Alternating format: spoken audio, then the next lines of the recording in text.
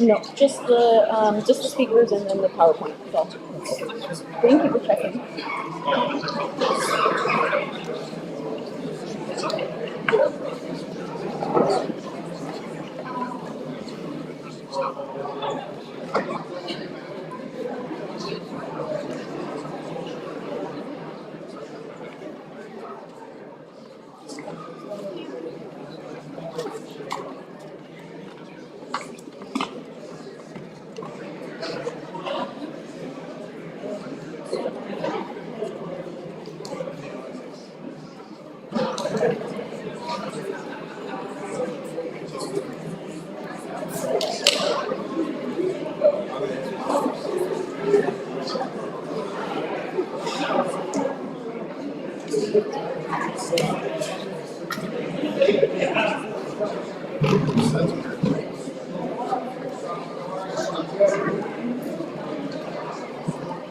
Live stream's working.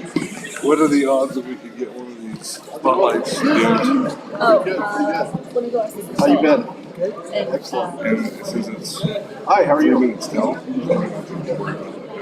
All right, are you covering this tonight? just one of the spotlights or all? The one with me. All right, are you covering this tonight? Just one of the spotlights or all? The one with me. Just observing. Because it's, Yeah.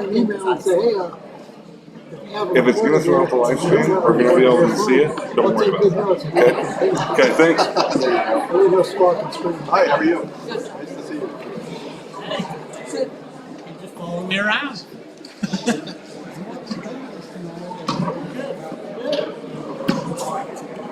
So right. Interesting how it all turned out. Have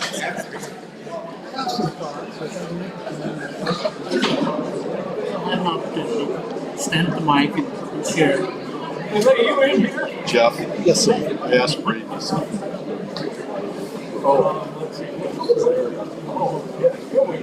Well, Braden's looking into it.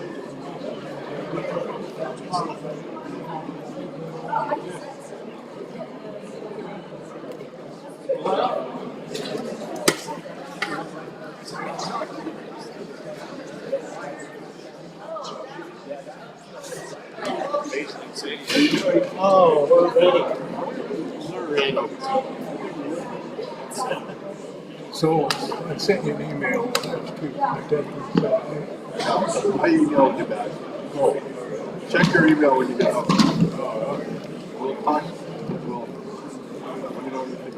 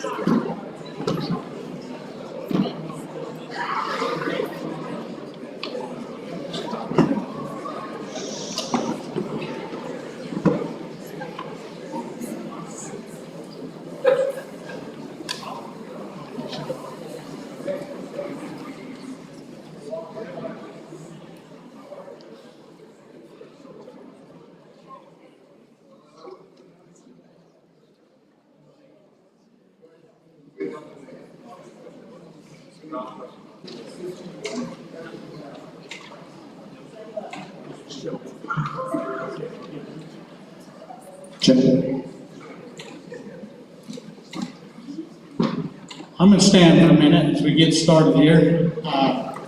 Introduce myself. I'm Commissioner Ernie Moser.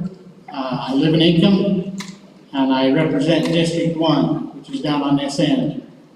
I'm going to go ahead and hand this over to Commissioner Huff and Commissioner Crowder also. Hi, I'm Commissioner Jeff Huff. I represent District 2, which is the Chubbuck area. And I'm John Crowder, Commissioner elected in District 3, which is Pocatello. So our purpose in being here tonight is to allow you all to come up to this mic here, one by one, or form a line there, and you're going to have about 3 minutes or less to tell us your feelings and what's going on. But because this is a Board of County Commissioners meeting, on the end here we have our secretary. This is being recorded and it's also being televised. but it is a Board of County Commissioner meeting, so we have to stay to our agenda. We can't go wandering off into the woods. So our agenda is to talk about solar and solar projects, or the solar ordinance. We do not have a solar project at all in Bannock County. There's no one that has applied to us to put a solar farm or anything else here right now. So that's why we want to get a hold of, or ahead of the curve here and try to get an ordinance in place. Right now, if somebody would have applied, we would have had a conditional use, and they would have been allowed basically to do whatever they wanted to do. And that's why we put the 180-day moratorium on things and wanted to kind of get control of things a little bit. So, just to kind of give some ground rules here and to let you know what's going on. We as commissioners are not making a decision today. We're here to listen to you and then to take the information that you bring to us, and then we will end up putting that and compiling everything that we need to this ordinance. And then we'll have a public hearing at a later time so that everybody will have, when we have a final product, basically, or close to a final product, you'll be able to have an opportunity to come. We'll have to do that in our chambers, and you'll have an opportunity to come and make comments of the final project. So we won't really be answering questions here tonight. Is that correct? John? Okay. So all three commissioners are in agreement. That's the format that we have here tonight. So, one, be respectful. The cheering, the hollering, you know, let's be respectful, and because we want this to go forward at a decent pace and to understand and have everybody have an opportunity to come up and talk. Comments must be focused on this solar ordinance. That's what we're here to talk about. So you can line up here and behind the microphone and have the opportunity to speak. Be kind to each other as you stand there. There's no sharing. Like I say, there's about 3 minutes that we're allowing. The clock's right here. You'll get the white light first. With 1 minute to go, you get a yellow light. And when the red light comes on, your time at the mic is over. Please be respectful of that. There's no sharing of the 3 minutes. And then we just ask you, if somebody else is up here and they said the things that you feel like saying, we don't need to hear it time after time and time again. We're going to take notes, and we're going to pay attention to them. So I'll go ahead and turn the time over now to Tristan.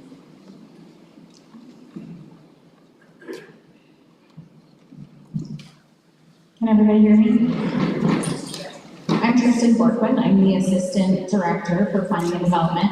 So I just wanted to give everybody a quick background of what the Planning and Development staff have done up to this point.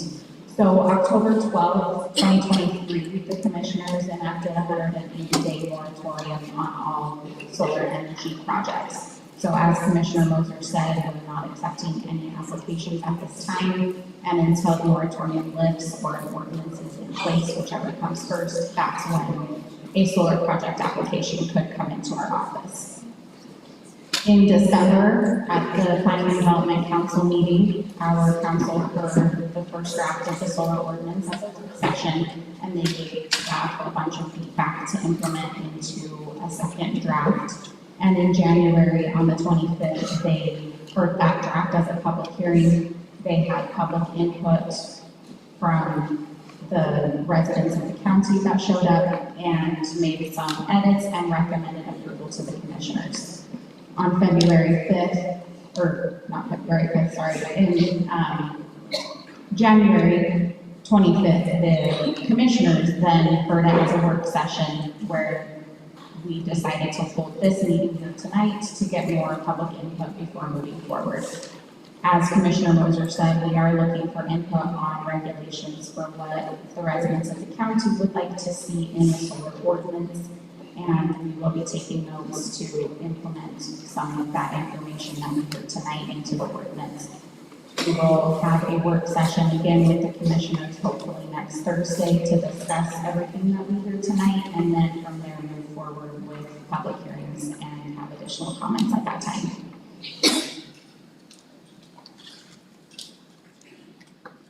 Mic's open.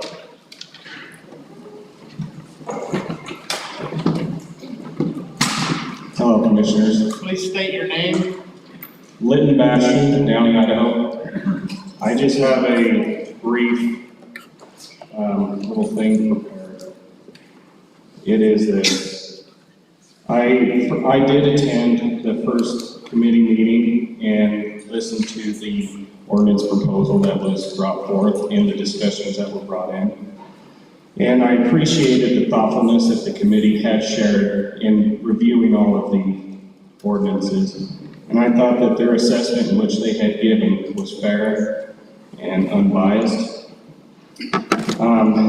With that, the other two drafts that I have read from the internet or from your guys' website, I feel to be more of project killers than any type of encouragement or way of growth for our county. And I also believe that in those drafts, that the ordinance that requires solar to be zoned and permitted in industrial is not fair as well. Raising crops on a farm, in a sense, is no different than a solar farm or a gravel pit, where solar harvests the sunlight to produce and generate energy, and gravel mines and produces minerals from the earth to produce our roadways. And farming that raise crops do both, that the crops that they use harvests the sunlight and the minerals from the earth. And so you giving a pass to the mining or the gravel pits to have a conditional use permit, I would feel that would be unfair to those with the solar projects. And whereas they're both harvesting both things natural to the natural world. Also, it has also been stated on those ordinances that there will be a decommissioning period where in your first draft said it would return to agricultural land to begin with. And so if you had it zoned for industrial, it would make it hard in order to get it back into agricultural use. I also believe that the proposed taxes that have been posted onto the internet that could potentially be collected from this project is being far too generous to the people on the north end of the county and not to the south end. It is not fair for the communities down here that have no large businesses or even very many businesses to take on these projects but be left out in the cold. And then the last thing that I have to say is that everyone here that may or may not claim that they're trying to save farmland don't fully understand the gravity of what's going on in our valley or even in the state of Idaho when it comes to agriculture. For example, currently in this valley, 85% of the water users on the Marsh Creek have been shut off of their water for the past 3 years. The Marsh Creek Water District 29H was formed 6 or 7 years ago by the Idaho Department of Water Resources. We were told back then that Twin Falls could potentially call for our water, but that would be very unlikely. Since then, a group from Twin Falls that call themselves the Surface Water Coalition has been making calls for our water, trying to force us to rent water that we cannot physically receive or even be guaranteed to use. Just last week in this very same building, they called on groundwater users here in the valley. Final comment. If you think the solar is taking your land and... In the order. Thank you. Thank you. Hi there. My name is Diana Troyer. I live south of Pocatello, up near the Caribou National Forest. There's a lot of information in the media that is incorrect about solar farms. It's outrageous that people describe them as clean energy. I am asking for a ban on solar farms and agrivoltaics, and every source of electrical generation impacts the environment. solar farms are harmful because the panels contain cadmium, lead, and other information. Your 3 drafts mentioned decommissioning, but none of them mention how that will happen. So solar panels have no business being in our landfill. Right now, they are on rooftops. I don't know how they're being disposed of. Counties nationwide are banning solar panels, solar farms and other solar panels because of the harm they cause. You can read a USA Today article that is trending right now, and it describes all the counties nationwide that are banning solar farms.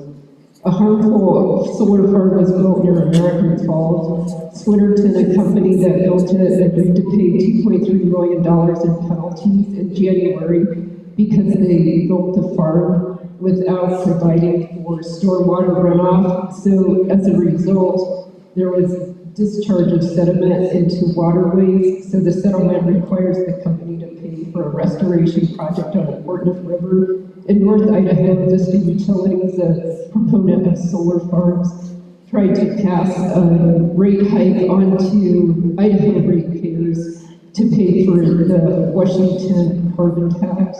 The Idaho Public Utilities Commission protected Idahoans. Solar farms also kill wildlife. If you Google the Ivanpah, Nevada projects, you'll see that they're called incinerators. They fail when they're needed most. In Texas last month, when the days were cloudy, solar contributed absolutely zero to the electric grid. They have a short 25-year lifespan, and they degrade with age, so the amount of energy produced toward the end of their life is not the same as the beginning. They also interestingly increase electric rates. They also require huge spaces. Utility-scale solar and wind farms require at least 10 times as much space per unit of power as coal or natural gas-filled fired power plants. They also have absolutely no impact on the world CO2 output. If you Google a great site called World O Meters, it shows that China, Russia, and India account for 41% of the world's CO2 emissions. The US produces 14%. Thank you. And I have information if anybody else wants to hear it. Lori Davis, owner-operator of 150-year-old fifth-generation Idaho Centennial Cattle Ranch. My family future, your family future, my friendship and the lessons and respect for our elected officials is why I'm here. I work under a solution-based problem mitigation concept. I told my employees I was not a complaint department.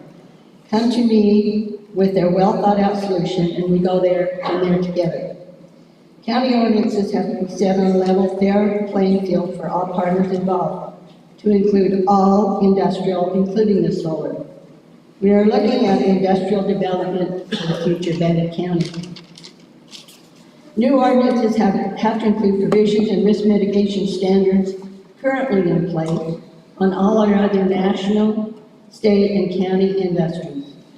We have to learn from the past to create our industrial future. My 5 generations have lived through and adapted regulations in our industries. In learning from the past and using existing regs, we can achieve mitigation of future risks. No new solar industry can be unlimited acreage and unrestricted proximity to residences. This foundation will not be stagnant, it will be continually a growth progress. New line item concerns within each new industry will need to be addressed. On solar, surface and groundwater concerns. Marsh drainage includes multiple wetlands. Locally, the marsh wetlands begin on the west side of Marsh Valley Mountains, flow south to Red Rock, then north to Donetta, then west of I-15 all the way to Egan. There are many restrictions with strong penalties for disruption, contamination, or destruction of our wetlands. Lessors, lessees, and county commissioners, you need to work through the Idaho Department of Water Resource, with new groundwater district number 129 and all other water districts within basin 29, to do an impact analysis review statement on what 15,000 acres and possibly more, because it will include all Bannock County, not just the back, the south, for requirements, monitoring devices, and regulations. This impact analysis statement would need to be done prior to writing the ordinance and included in the ordinance. Has that statement been done?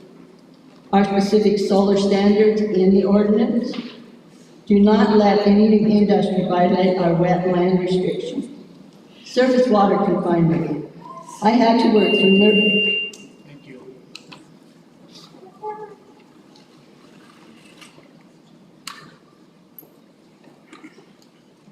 I'm E.J. Zeta, owner-operator at Armstrong Zeta Ranch in Robin. Our family's been farming and ranching there for about 130 years. I want to thank you, commissioners and staff, for being here and for having a thoughtful process and for hearing from us. I support solar. We have solar on our ranch. We put up a ground-mounted pole about 10, 11 years ago, and that worked out so good that we put up another 9 kilowatts on our machine shop. We have 0 power bills, and we are making things better for the future. Solar is good for water, it's good for employment, it's good for our economy, it's good for our kids. We're in Water District 29. We have water rights on Mars Creek, Birch Creek, Garden Creek, and we have our own creek running through our acreage. We've got a drought. It's not probably going to end. We had a good year last year. We had a good hay harvest. But the more solar, the more wind we can put up, the more it's going to help with the crises we're facing.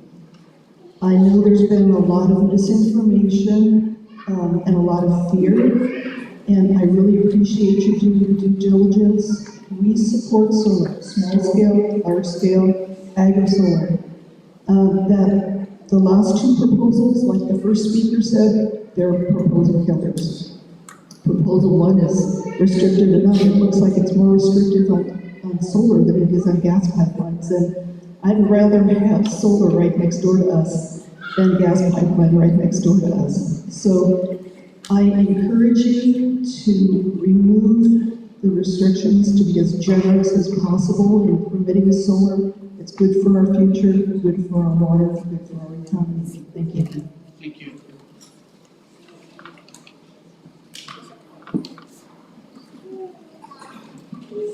I'm Greg Dawson from County. I'll first read an email I sent to the county commissioners earlier this week, last week.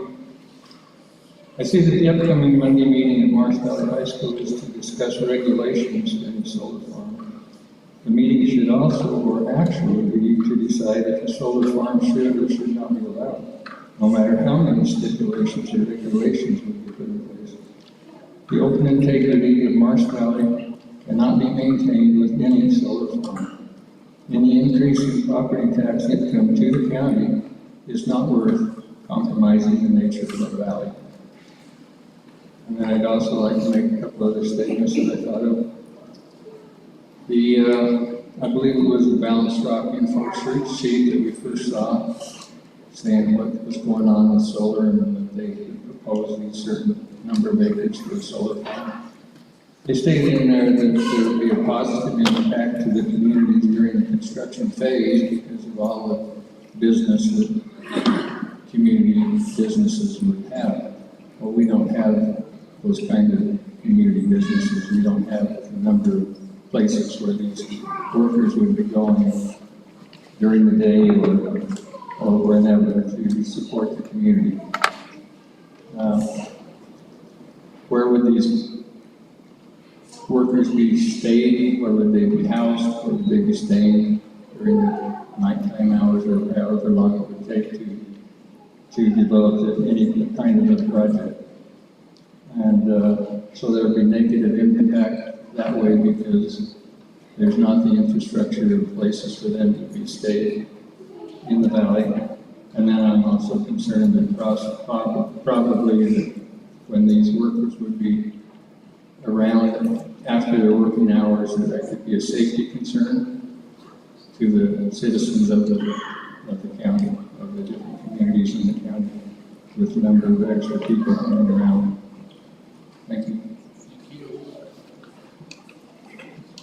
Good evening, Commissioners. My name is Dale Fish. I live here in Arrowville, and I'm thankful for the opportunity to voice my opinion tonight. Number one, through my work, I've been able to finance a number of solar projects throughout the state. And I would just comment that through social media and the discussions that have been going on about these projects, much of what is there is incorrect, exaggerated, or just plain not true. And so I'm here tonight to support this solar energy potential for our county. That substation in Downey opens up some economic impact that is sorely needed in this part of the county. I support option 1 of the ordinance, and I would also voice, as others have said already, that options 2 and 3 seem to be in the community comments for those who are adverse to the solar farms and essentially do kill the potential for any solar farms. So I'm in support of option 1 and totally oppose the options of 2 and 3. Thank you for this opportunity.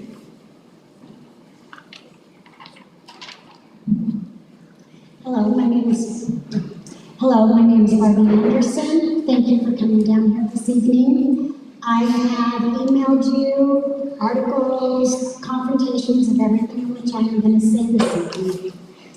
Industrial solar farms are devastating to the environment, whether it be from the toxins that they are made of, leaking into the aquifer, or being thrown into a landfill, or the extensive acreage that they require to build and then dispose of when out of commission or abandoned. They have a very short lifetime span, and as the time goes on, their efficiency decreases. These projects kill the vegetation around them and the soil in which they are on. In this Marsh Valley, we have a very diverse population of wildlife, whether it be from the deer that spend their winters here or the beautiful birds that fly through our skies. This industrial solar project on agricultural land will deplete the food, the bedding areas, and the nesting grounds for all wildlife.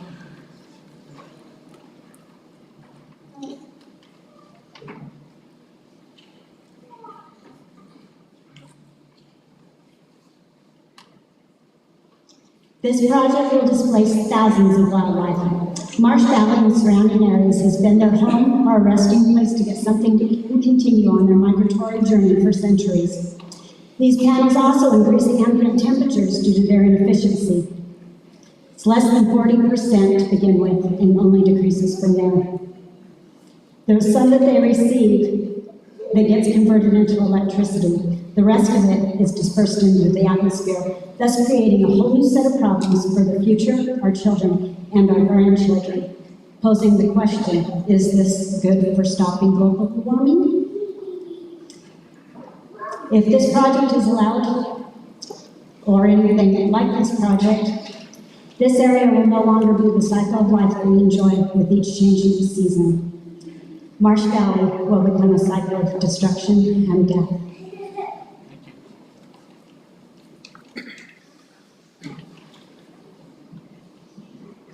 Good evening, Bernie Cummings, Downey.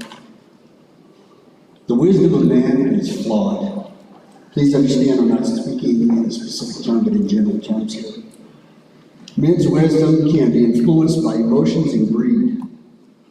You all have the daunting task of enacting an ordinance that will affect the residents of Bannock County for generations to come. You all, I'm sure, have been bombarded with input from both sides, with information containing both facts and opinions. And now you must sort through it, come up with what is in the best interest for all the residents of this county. I'm going to go outside the box here. We as Christians are told to uphold those in positions of leadership and prayer. I would like to use my remaining time to do so. Lord God, we lift up everybody involved in this task of writing this ordinance, Lord. We pray for your wisdom and discernment to fall upon them. We pray, Lord, that upon the outcome of this, no matter what it is, there would not be wedges between friendships or divisions within our cities. And above all, Lord, we just pray that your will would be done in this whole matter. Please give us all your wisdom and discernment as we go forward on this matter. In your name, Lord. Thank you all for your due diligence in writing this.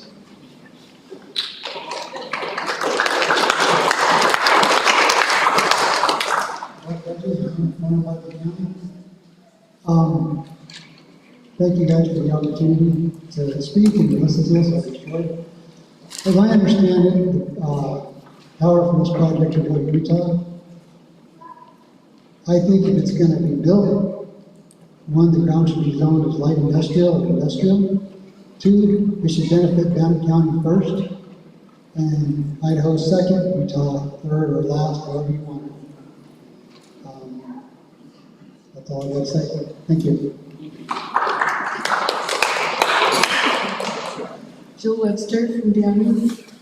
My husband and I live in my ranch on Highway 91. We would urge you to include a 2-kilometer or 1.2 mile distance from any residence, as has been happening around the world. And if any of these ordinances do go through, we also urge that ag land would be rezoned as industrial before considering it for any solar use. Marsh Valley is truly one of the last bastions of the Mountain West. We love it here. When thousands of acres of land potentially are taken forever by something as questionable and short-sighted and unappealing as a solar factory, have we sold the next generation of young, bright-eyed families down the river? Please stop using the word solar farm. Industrial solar institutions are not farms. Farms produce food. A true solar farm is a field of waving grass supported by other native forests and brush, a truly renewable environment, a field that can collect the energy of the sun in an efficient way through a process known as photosynthesis. The process cleans and cools the air, and plants can sequester carbon and release oxygen, but that's not all. A field with multiple green living species can be turned into amazing forms of fuel that support all kinds of diverse life, including the human species. This type of environment, a simple field of vegetation, is clean, pleasant to look at, and completely self-renewing. Now imagine a black plastic desert in that place. In my estimation, that spells death to all living creatures in a beautiful mountain valley, where 14 to 16 inches of moisture can fall in and recreate a beautiful, verdant mountain home, instead of sterile solar deserts with all their inefficiencies and unsightliness. It's not a farm, so please don't use that terminology.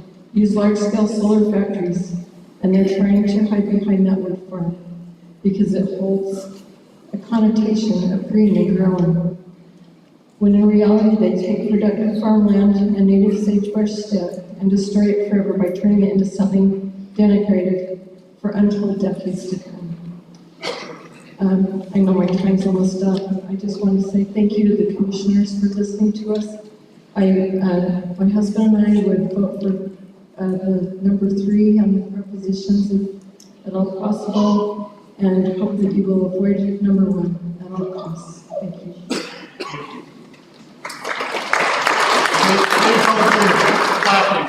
Please, go ahead.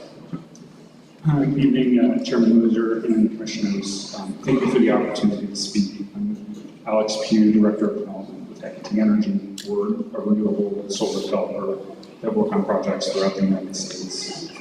We're here today to support the proposed solar ordinance that was drafted by the Planning and Development staff and approved by the PUD Council in January.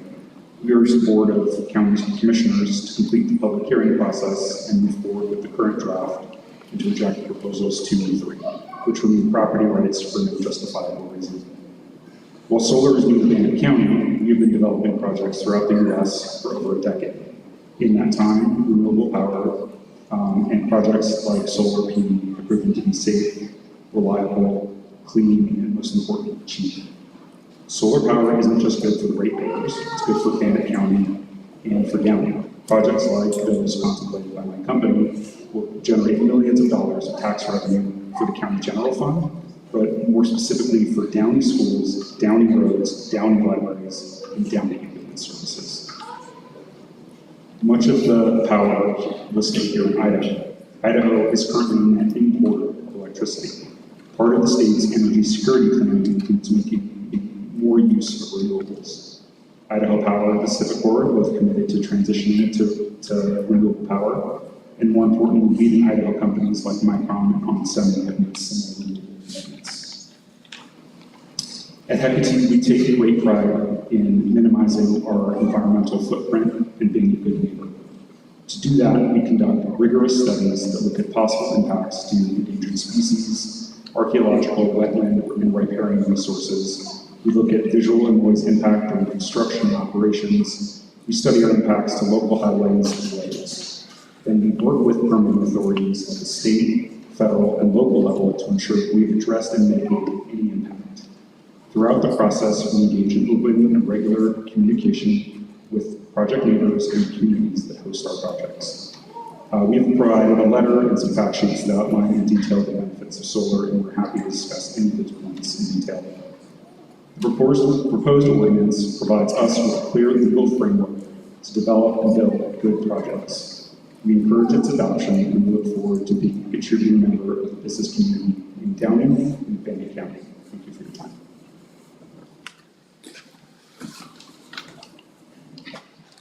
Good evening. My name is Eric Crossa. I am a veterinarian and no production agriculture up one side and down the other.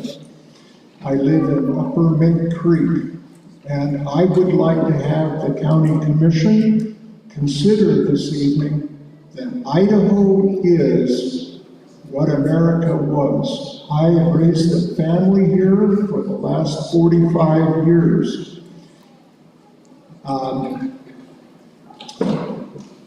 I would like to see the county commission be observant and pay attention to the unmitigated greed of Idaho Power, who year after year has orchestrated the removal of water rights from eastern Idaho in order to generate hydropower to sell to California, to Washington, and Oregon at extraordinarily expensive rates.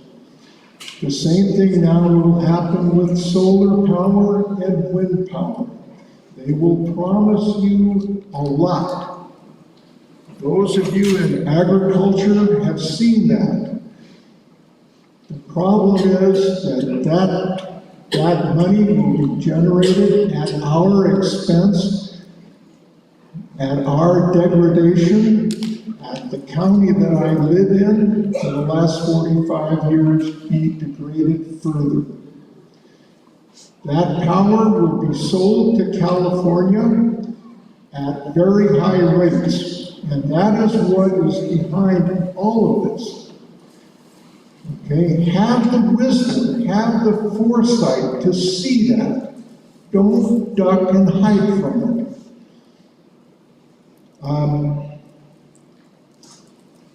We don't need that kind of development here. If solar power and wind power are so important to our country, then let those in Washington and Oregon and California and Arizona and New Mexico and Montana, let them develop that resource.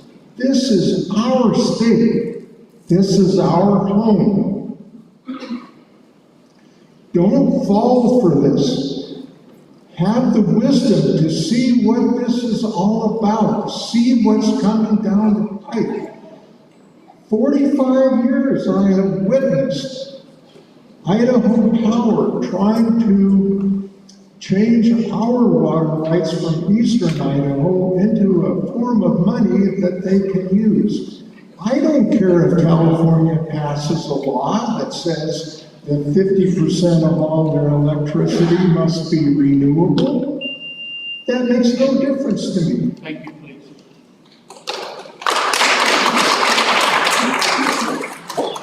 I'm fortunate enough, this This meeting will end if you don't adhere to the rules. We like what we're hearing, so. Just like the man. Okay. Thank you for the opportunity to speak tonight at the town hall. My name is Kat Baggery, and I'm development manager for Bannock Power. We're a U.S.-based company in Utah with offices throughout the West. We are a utility-scale solar and battery energy company with extensive experience in the renewable energy industry. Our team has over a decade of experience collaborating with hundreds of people in cities, counties, and other communities to develop responsible solar projects by listening and responding to community and stakeholder feedback and designing projects to protect wildlife and the environment, and ensuring our projects deliver jobs and direct economic benefits where they are needed most. Bannock Power respectfully requests that the current draft ordinance that was carefully researched and written by the Planning and Development staff and recommended for approval by the Planning and Development Council on January 17th, follow the public process and be reviewed at a public hearing and adopted by the Board of County Commissioners. It provides us with a clear legal framework for solar development in the county that considers the interests of local residents and property owners and promotes economic development opportunities. The proposed ordinance will protect the environment, allow individual landowners to use their property in the way they best see fit, increase the amount of Idaho-generated power to be used by local residents and businesses, and benefits the residents of Bannock County by significantly increasing development opportunities and tax revenue. The new draft proposals 2 and 3 presented on the Bannock County Solar Ordinance website impacts the viability of solar in the county and substantially reduces personal property rights and economic development potential for Bannock County. Draft 2 includes a 1.2-mile distance setback from any residence. This appears to be taken directly from a public comment that referenced an environmental study done in Yolo County in California. We have reviewed that environmental impact report, also known as an EIR, for the Gibson Solar Project that was proposed near the town of Esparto in Yolo County, California. And while the project is to be located 1.2 miles from Esparto, we cannot find any determination by the county that the 1.2-mile distance is required to mitigate any project impact. It is merely just how far away the project is from town. In fact, the EIR finds few impacts from the solar project, and the county issued a major use permit in October of last year. While public input and comment is a critical part of the process for adopting an ordinance, it is equally important for correct and factual information to be used.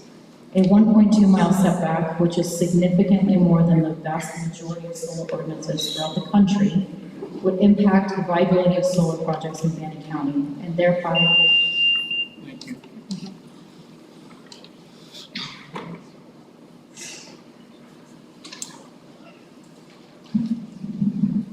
Thank you, Lord. Thank you for being here tonight, for letting us voice an opinion. We've been on solar for 28 years and off-grid. And I fully support solar. It is clean, it is neat. When Populous substation first went in, there was a lot of fear and a lot of misinformation that went around. I think that's what we have here now, is a lot of misinformation about this.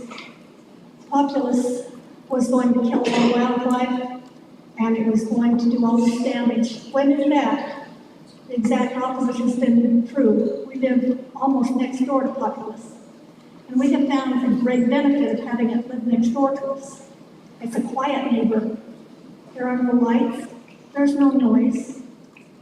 All the kids that used to come out and roar around in our fields at night don't do that anymore because they can't. Populous has fenced that off. So we have much more quiet. And the damage that some of those vehicles did to our fences, to our property, to the wildlife, say nothing of the vegetation, and the annoyance has been stopped. But we didn't know that was going to happen when they built Populous. Solar farms are neat, and they're clean. They look a whole lot better than a lot of the farms do where we have old broken down buildings, broken down fences, weed patches, wildfire danger because of the weeds. And potholes, by the way, was supposed to kill all the wildlife around it, when in fact the opposite is true. All of the little burrowing owls that were supposed to have been killed, they're building their homes underneath those towers that they put up. We can watch the little burrowing owls with their little babies when they're finally allowed out of the nest, standing on those concrete bases of those towers. So it didn't do all the damage. And I feel the same way about this. We've been led to believe a lot of things, and we've panicked about a lot of things. And I support the first ordinance that you did. Thank you.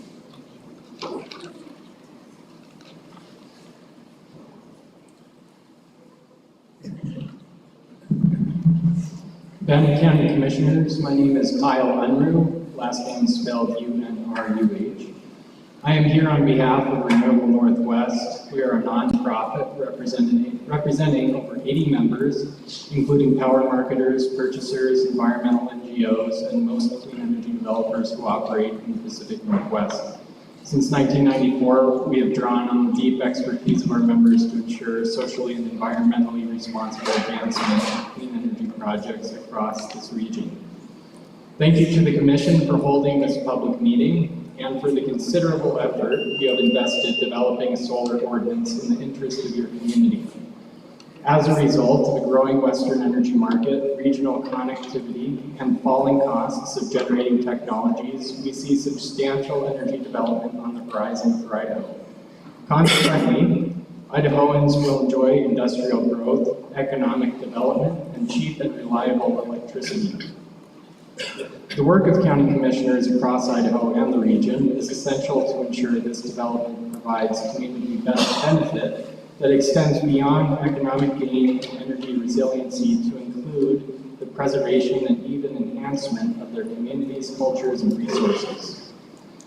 An effort to balance these interests is evident in the proposals being considered.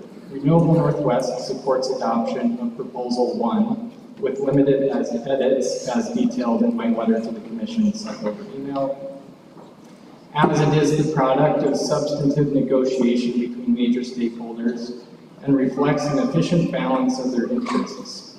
Proposals 2 and 3 introduce provisions which would erode this balance and result in reduced benefits for the community.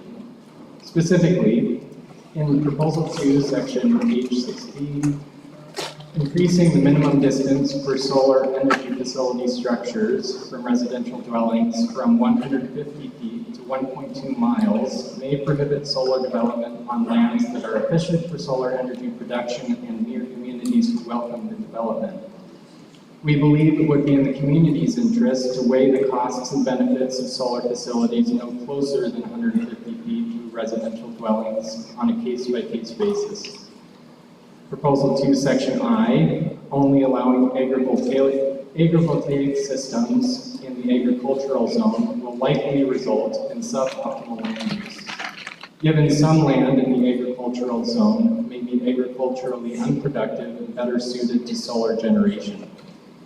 Thoughtfully sited solar on agricultural land can provide not only clean energy to Idaho's grid, but also lease payments to Idaho farmers, helping to make farm operations more economically sustainable, all while avoiding development on the state's most agriculturally productive land.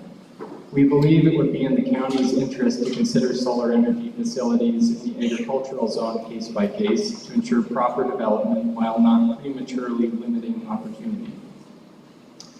Proposal 3 would severely limit solar development in and near the county at tremendous expense to communities, the state, and the region. We urge the Commission to reject this outcome. Idahoans ought to be able to consider whether solar energy development is the best use of their land, case by case, with a rigorous accounting of the costs and benefits. We do not believe it is the Commission's role to withhold from them this opportunity. Thank you for your consideration, and please let me know if there's anything I can clarify.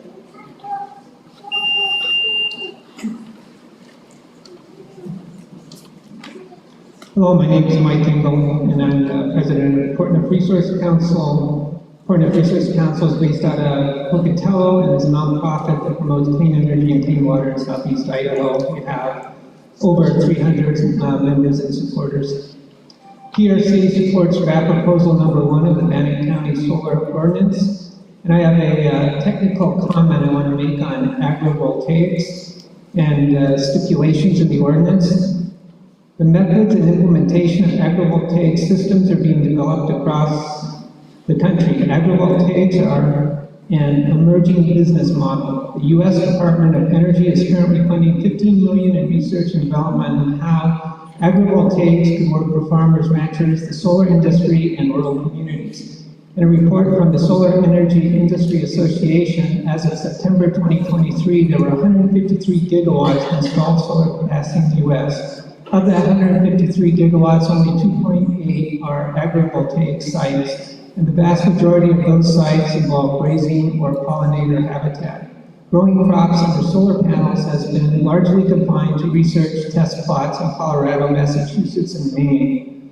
Given the early state of adoption for agrivoltaics, PRC recommends the language in the solar ordinance be changed to large and small-scale solar power facilities should be evaluated for suitability for agrivoltaics. Evaluation should include historic use of the land and respect the wishes of the landowner with respect to whether agrivoltaics should be required for the solar array project. The evaluation of the proposed project should use these and other suitable factors to determine whether an agrivoltaic system is required for a specific project application. Specifically, with respect to this solar ordinance, PRC is opposed to the inclusion in Proposal 3 of Section I, which states the only large and small-scale solar power facilities allowed in the agricultural zone will be agrivoltaic systems. This is too restrictive given the state of early adoption of agrivoltaic systems in the industry. Similarly, we are opposed to the added restriction on large and small-scale solar facilities and the use regulations summary table, section 395. I apologize how fast I read it. I thought I had 4 minutes when I read it on the website. Thank you. You did well, thank you. Hi, I'm Rebecca Falcon from down in Idaho, and I would like to ask you to please use your imagination for just a moment. We've already heard from 3 corporations. We know there are 4 who are trying to put solar in the Downey area. All total, they are holding leases on almost 15,000 acres around the Downey area. If you allow for the plan number 1 of the ordinances to go through, Downey will disappear in a sea of solar. Because if you say yes to this, you're saying yes to all of them. If we use the World Health Organization's guidelines of 1.2 miles, which Yolo County, California used as their reason for choosing 1.2 miles, not as their own drawn out of the sky conclusion, as was shared earlier, and the country of Ireland used for their reason for putting their solar industrial complexes away from people, because they do damage your water, they do damage your environment. I think that will protect the city and the lower valley from these things growing up around us, because none of these people that are for it have mentioned the fact that if my neighbor puts it on 40 acres of their ground, I just lost 30% of my property value off the top. And that is found in a study by the state of Texas I sent to all of you and to Planning and Development. They did a long-term study. The closer you get, the more you lose. And I don't think that it is fair or right for such a small community to have people's money taken from them so that their neighbors can have it. Because these companies are all running on our tax dollars as it is. They're running on government subsidies and the money is flowing freely right now. And that is why they want my valley. I don't want them to have it because I think this is a flash in the pan, and I think in 20 years the cleanup is going to be devastating on the next generation. We have nowhere to send these things. China has recently said they will not take them anymore. India used to take them and refurbish them. They don't want them anymore. What are we going to do with them? You cannot just throw them away. They're toxic to your environment. The cost of cleanup is not indexed in the ordinances. Indemnity for loss of homes and value is not included in the ordinances. As an adjacent property owner, I am being condemned.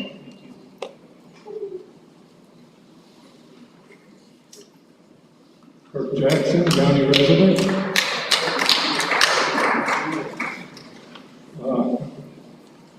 Okay, so I have a problem with this project that maybe hasn't been brought up.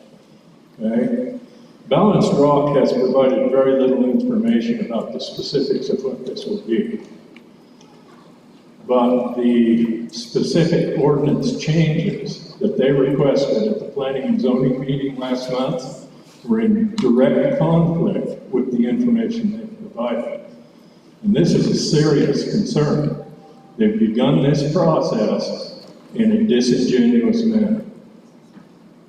Now, we know that Balanced Rock is not going to build this. They're going to sell the permit to somebody else who may come in here and do something entirely different than what Balanced Rock is suggesting. And that's really all they're doing is suggesting.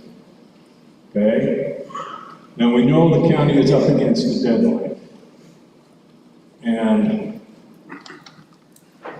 And we need to get something done, right? However, the more we dig into the solar projects around the country, and some right here in Idaho, the more problems and inconsistencies we find. So I believe that rushing into something may be the worst decision we could make right now. 2 months might seem like enough time, but with enough research, it may not be enough time.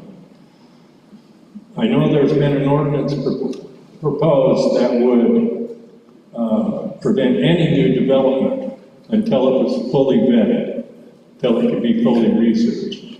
And perhaps that's the thing we should be doing so that we don't rush into something and leave openings that we don't want to have. That's it for me. Thank you.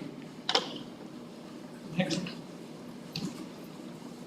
Hi, I am Debbie Jackson, and I am against any ordinances ever in my lifetime, for the next 100 years, ever being passed that would allow large scale over one solar panel on one house, thereby one individual to generate their own power. As we had one comment from one person today that said, I'm in favor of solar, I have it on my farm. This is different.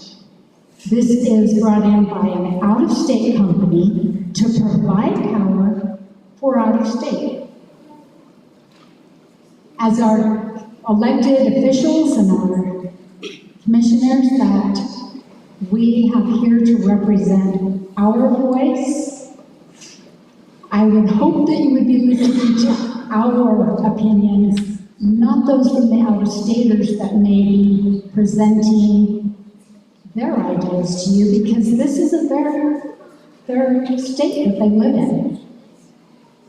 In a 2022 CBS News report that I watched last week, a federal fish and wildlife employee toured a solar project in California. They had spent $22 million to relocate the desert tortoise. Now I want to know, do we have $22 million to relocate the trumpeter swans that are on Swan Lake? What are we going to do when our area, I have 60 acres, not far from where the project would be, is overrun with rattlesnakes and gophers and grasshoppers? Because the birds are called streamers. They're losing over 1,000 birds a year. In the CBS News report, and it was done by an employee of the Mojave Desert Solar Farm, said we are trying to deter the birds. We have tried drones, we've tried the same kind of equipment that try to keep birds from getting into airplanes, and so far we have not found a solution. We have bald eagles, hawks, all sorts of beautiful birds. We're on a migrating path, And if we lose our birds, we're gonna be overrun with insects and all sorts of things. The grasshoppers will eat up the farmers' crops. This is not made up. This is a fact. We have to have our birds. We can't afford to lose 1,000 birds a year in Downey. That land, if it were your land and it was next to your house, do you want to live next to some residential homes? People could subdivide that land. We subdivided off 4 5-acre lots on Dewey Lane 2 years ago. 2 people that are here today, 2 families, built beautiful new homes there. And you know what?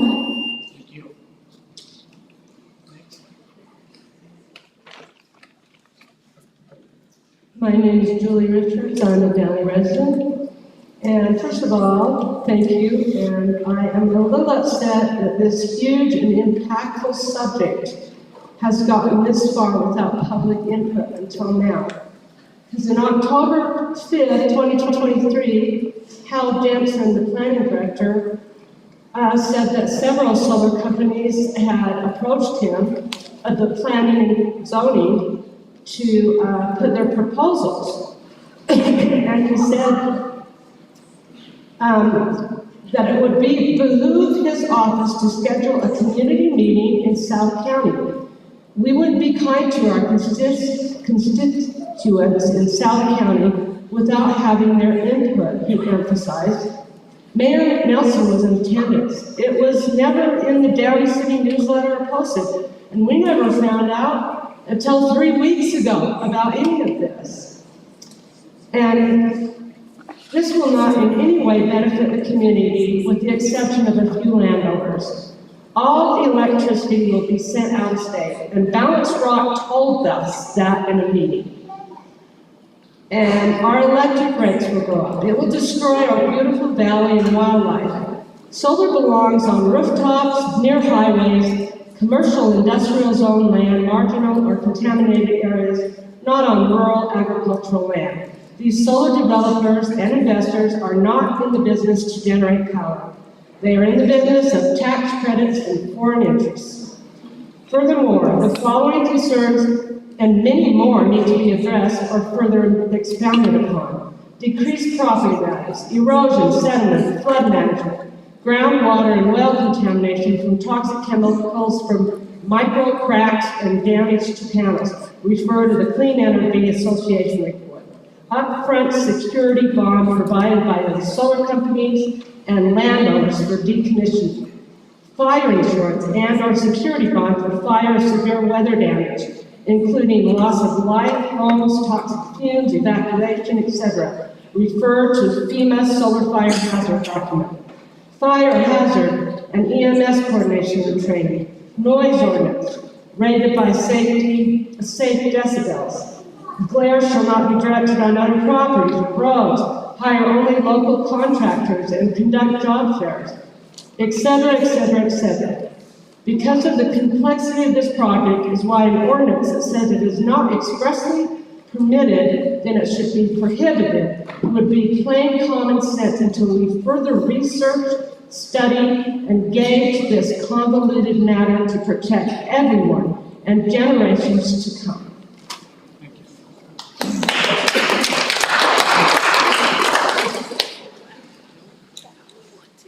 Hi, my name is James Lamborn. A moratorium is obviously an important aspect of law. It certainly serves a purpose.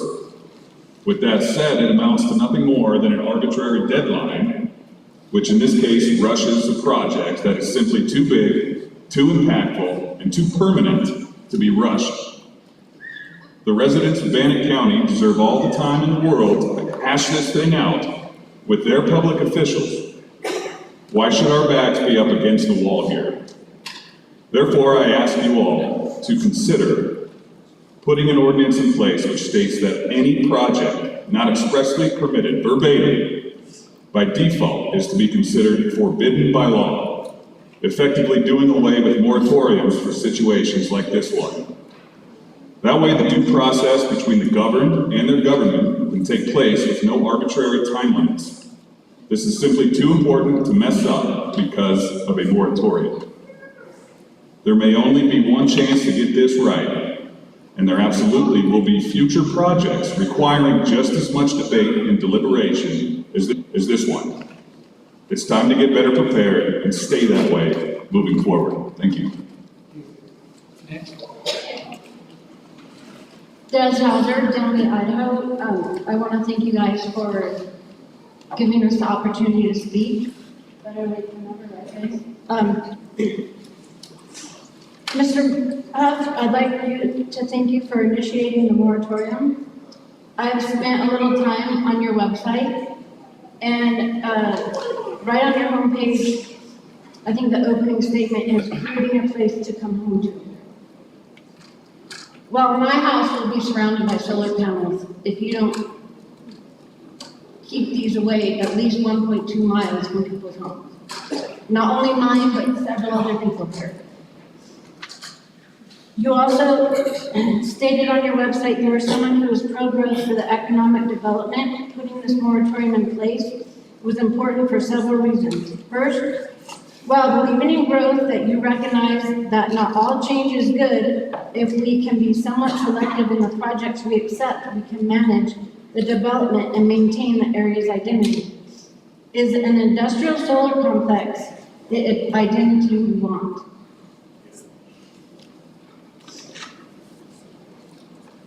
Mr. Mosier, in an Idaho State Journal interview, you expressed there is huge potential in lava with a world-class hot springs right in our county. Pebble Creek is another example. With the I-15 being the gateway, large-scale solar complexes on both sides of the highway is not inviting. You also mentioned our trails, fishing, and hunting, which are key players in our county's economic prosperity. A desktop study should not determine its relevance. You also said you wanted to focus on controlled growth so that we all can experience those things and developments, how they need to be controlled so they are protecting our environment. I don't feel industrial solar is going to protect our environment. In moving forward, I hope that you will consider everything involved, the people's homes, the wildlife. It takes a lot of time to decide things like this, and I don't feel that even the time that the moratorium put on you is enough. Some of these ordinances take 5 to 7 years to get the research done. Thank you. Thank you, Downey, Idaho. I'd like to thank you guys all for coming here and visiting with us tonight. I have a few concerns that I would like to address tonight. So when they are washing these solar panels and the chemicals swimming around, who's going to replace or fix our wells? Because everyone around us is on wells or spring water. And we would like to know who's going to replace it, because they're infringing on us, we didn't infringe on them. And when it will skin and forever harm our lands and soil, because we cannot make more land. So we have to be diligent in preserving and protecting what we do have already. It's going to kill out or displace our native wildlife, the mule deer and sharp-tailed grouse that live currently on Toll Road. You see them right where we are today. There's 200 over there 2 days ago. It will ruin our history and heritage of the fair, because if there is no agriculture and no livestock, no one's going to come support our fair. And we have, that's a very huge history and historical that we personally, living down there, really cherish, and that's something that we would like to be considered as well as what's going to do to our valley. No one will move in or is going to buy our homes if we need to move due to hurting our land and home values, because around us it's been brought down, no one's going to come, no one's going to buy. But in doing so, we are wondering where we spend our taxes. Are you guys going to raise them because going to offset somewhere? We would like to have some answers and know what will happen, because right now we are zoned agricultural and we want to stay agricultural on our property due to the fact we have animals, and that's what we do. That's why we live there. And we want to know what's going to happen to our income in our zoning if something changes, because we do not want our land to be changed around our home. And we're concerned about rising temperatures in the summer. The sun glaring off those, it raises glare, it's black, we all know wearing black shirts, it's hot. So how much is it going to change our temperature in the summer? And what's it going to do, because it's already hard enough for us to grow our crops and keep our grazing going. where we live with limited water sources and stress we already have. And in the winter, we're worried it's gonna put off any extra coldness to make our temperatures cooler. And we're facing hurting our cattle when we're trying to grow our herds bigger. And having lived here for 35, almost 36 years, I don't want to see my home road changed in a dramatic way that's going to cause my future and our future generations to not enjoy it the way we do.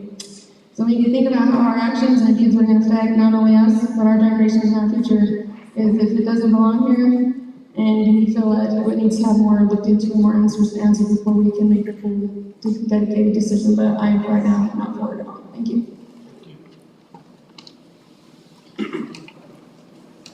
Hello, I'm Mike Hansen, I'm from Downey, Idaho. I'm also a member of the Volunteer Fire Department in Downey, Idaho. So my main concern is the potential risk of fire hazard release. A large industrial project like this, unfortunately, would not be able to work if they didn't have a battery storage system associated with it. And unfortunately, we have shown a trend in the United States and worldwide that the battery storage systems associated with projects like these do catch on fire. Kind of the beginning of this started in Surprise, Arizona in 2019, where firefighters responded to a battery storage system which exploded as soon as they tried to make entry, severely injuring 4 firefighters.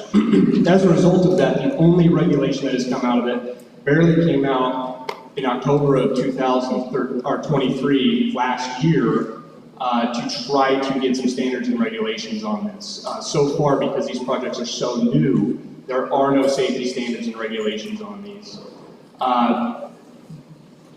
All of the South County fire departments volunteer. We have small budgets, we have antiquated equipment, we have poor PPE. We do not have the training to be able to fight a large-scale battery fire in South Bannock County. And we don't have any funding that we could get anything that we need to do this. So that's my concern. Where would any of this stuff come from? And just recently enough, on October 2nd of 2023, Idaho Power had a battery storage system in Melba, Idaho, catch fire. It was only a 2 megawatt system, and it burned for 3 days. They fought that fire for 3 days to get it out. Thank you.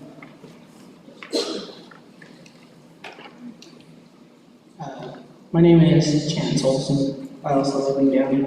I'm also part of the fire department down there. Just like Mike said, we're not prepared to fight a fire if one was to happen at a solar farm down there. In order to even make a dent in a fire, we've got to call everybody in the county to try and help us, as well as outside of the county. The closest water supply is in the town of Downey, and we can haul water, but there's only 2 water tenders in South County, one in Ingham and one in Downey. We got a long time that we're gonna have to wait for extra resources, and in the meantime, a fire in this place would put off extremely toxic smoke. It's gonna be way more toxic than a typical structure fire, and I haven't seen anything yet about any kind of an evacuation plan. I know with large wildland incidents, a lot of times the smoke will bank down into the valley, and we cannot have people breathing smoke that's being put off by these fires. Now, a large-scale fire is probably not very likely to happen, but I don't think that should outweigh the huge health risk that would come to the community from a large fire out here. Now, like Mike was saying, that battery pack over in Melba was only 2 megawatts and it burned for 3 days. I don't know very many volunteers that are going to be able to sit on fire for 3 days for free. It's really difficult, especially in today's economy. We're all struggling. We all have to go to work. We've had fires that guys have had to leave to go to work. I am concerned about that, as well as our PPE. Most of our PPE is 25 to 30 years old. It's so far outdated you can't even buy stuff to try and fix it with. We don't have any way to refill our air bottles at this time. The closest place we can fill our air bottles is in Ingham. If we're trying to breathe air or fight fire, it's gonna be next to impossible and pretty dangerous for us. And there's really, doesn't feel like there's a lot of backing there to try and improve those situations. We are working on grants and donations trying to get better equipment, but you're looking at $20,000 per firefighter to update our equipment to where it should be. And our budget is so small that there's no way we could do that.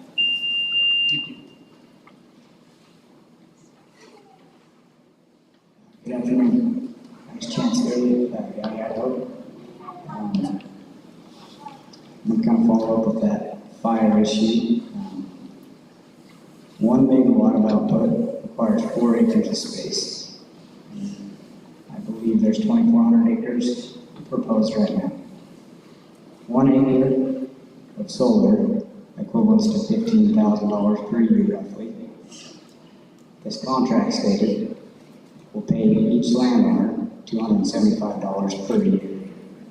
That's a pretty minuscule amount for taking that whole acre of land. I also ask you to take a very good look at this contract. Look at the wording. It states if finished. That's a pretty broad statement. If they do not finish it, I could see it from a big corporation of snakes that people will not get paid.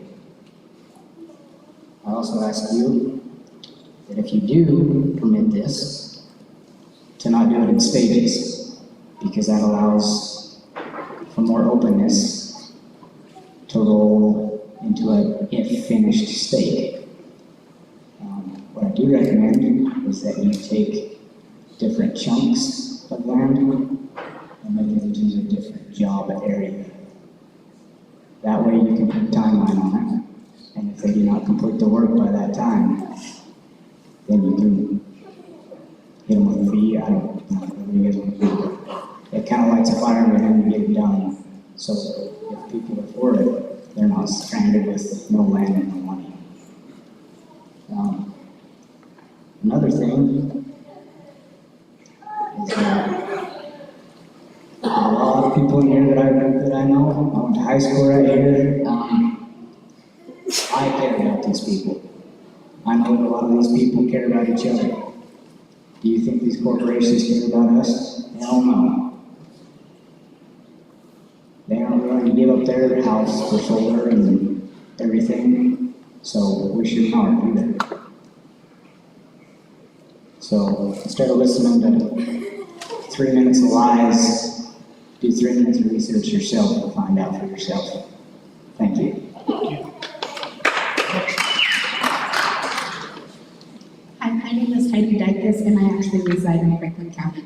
I have a lot of family here in Bannock, and you know, Bannock is kind of the midway for everybody to drive in between Franklin County, going to Pocatello, going to Idaho Falls. I've been an individual who has traveled a lot in my lifetime, and Arizona desert and Nevada desert are absolutely beautiful until you get to the solar panels.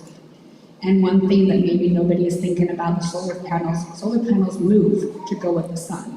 So you drive into the sun, it blurs your vision. You drive into the solar panel as it is rejecting off, you end up with more accidents. And what I'm hearing today is that Bannock County is not one who has the capabilities to increase accidents, increase fires, because it's gonna come right to your eyes and you're not gonna be able to see what's happening. And with all the deer and everything else you have, I mean, add some sun into that. I'm looking at your guys' beautiful picture behind you of Bannock County. I would rather see a farmhouse on that picture than a whole bunch of solar panels. Hi, my name is Cameron Alveston, and I actually come from Logan, Utah. I have a lot of family up here. That was just my aunt. And I've been fortunate to travel many places. I've been to Las Vegas multiple times, and it's a beautiful area, but their solar panels are much more useful there. It's always sunny, it's always flat ground. While here we have mountains, we often have cloudy days, we have winter that's often very gray, we don't get much sun. So for 3-4 months out of the year, you won't get as much production, and you'll lose so much beautiful land. I find Idaho to be gorgeous, and one of the few places that actually stays beautiful and green. And I just think it would be a waste to put solar panels everywhere. And solar is, I do support solar. I'm actually only 19, so I grew up hearing that solar is a great thing, but that should be a personal choice. If you want to put solar on your farm, go ahead. If you want to put it on your house, go ahead. But you shouldn't force everyone in the community to have solar around them, because it is not pretty, and it does increase accidents. On my drives to Las Vegas, I look at those solar panels and I cannot see, and it makes it worse with glasses. It's just dangerous, and I think this county is beautiful, and I wouldn't want to destroy it. Thank you.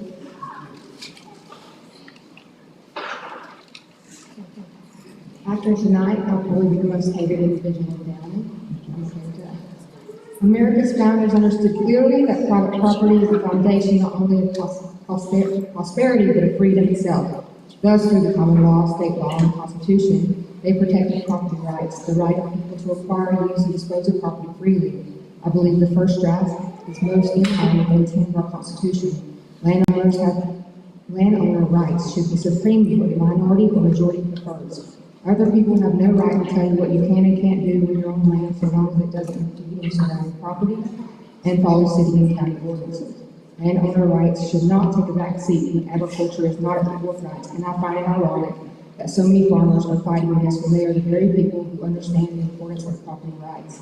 Solar power does not impede, so this argument doesn't really work for me. I'm not talking about not liking the look of something, because that doesn't count for impeding, in my opinion.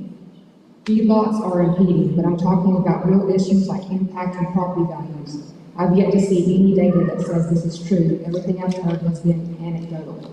I personally see the huge advantage this offers to our community, and my only argument or request from the commissioners is that more money gets to our specific area instead of the majority of it going to Pocatello. I would like to understand the process and how to ensure accountability of receiving funds. The amount of money going to Pocatello won't make much difference, but to our local area, it could be life-changing. Marsh Valley School District is in desperate need of any help they can get, and I believe the numbers should be reworked so our local area receives the majority. I believe it's pertinent the money is mandated how it should be spent, only allowing for infrastructures, building structures, and supplies. This money should not be used for salaries and only should be used on things that can be budgeted in and out of the yearly budget. An area is either regressing or progressing, and I believe landowners should have the freedom to choose a solar power option, just like farmers have the right to farm.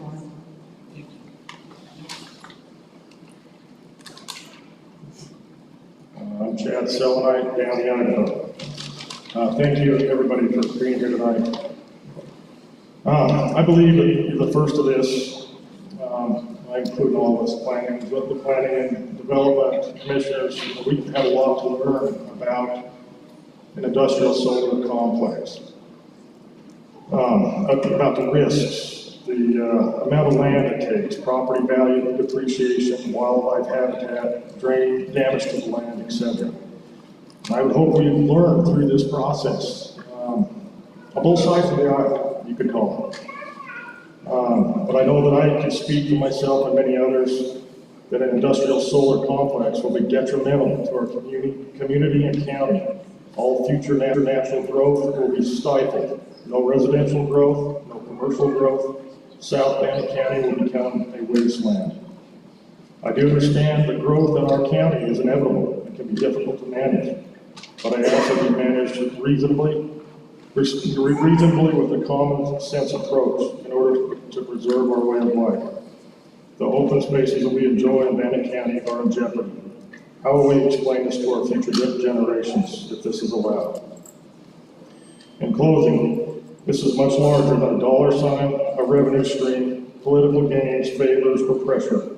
We are all blessed with the responsibility to be good stewards of our land. Sandy Blanchard, Well, I live in Garden Creek, so I guess it's Emerald, but Mr. Mosier and Mr. Huff, I know you have children. I'm not acquainted with the rest of you, but I myself have 3 children and 9 grandchildren that will live within 2 miles of all of this. I'm very concerned for their well-being. So I want you to take a minute and think of yourselves in my situation, where my grandkids and my kids are going to be right in the middle of it. I thank you for your time and I thank you for coming.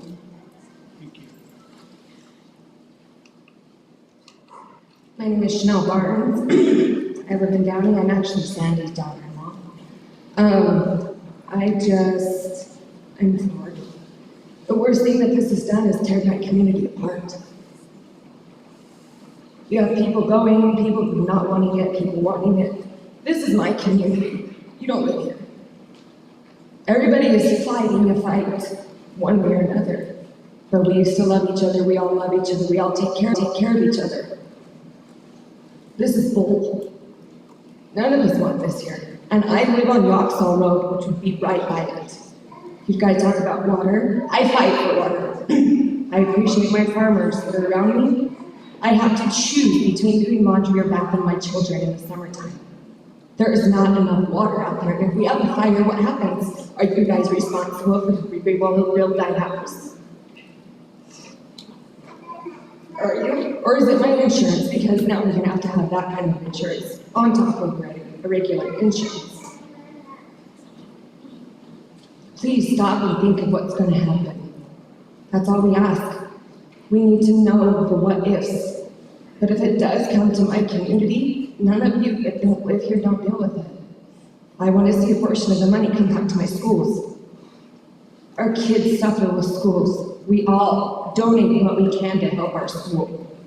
We have some amazing programs and teachers. But we need the funding. If we're gonna put up with it, money needs to stay in this county, down in South County. I want the fairgrounds to be brought up. And no more taking and saying that you guys are gonna take the fair from South Bannock. We're gonna make this everybody's place. If you guys want us to look at this shit all across here, then we need to benefit South Bannock, not just Bannock County. You guys have got to stop and think it takes 45 minutes for the police to even come down to our houses to help us. I think we should be entitled to have a sheriff's office either in Lava or in Downey. We need something to protect us because we can't do it if there's a fire. What are we supposed to do? And I won't have water, so you guys are gonna take more water to take care of this stuff. I fight as it is in the summer. Stop and think about that. To choose to wash your kids or wash their clothes. Yes, I choose to live out where I live. But that's why I live there, is for the sanity, for the beauty. If I wanted that, I could still live in Pocatello where I grew up. If anybody wants solar power, great, put it on your own damn house. It doesn't have to be my next door neighbors, because we have beautiful neighbors. And I don't want to look at it, nor would I think any of you here would want to look at it out your backyard. I want my kids to live in the country, that's why we live there.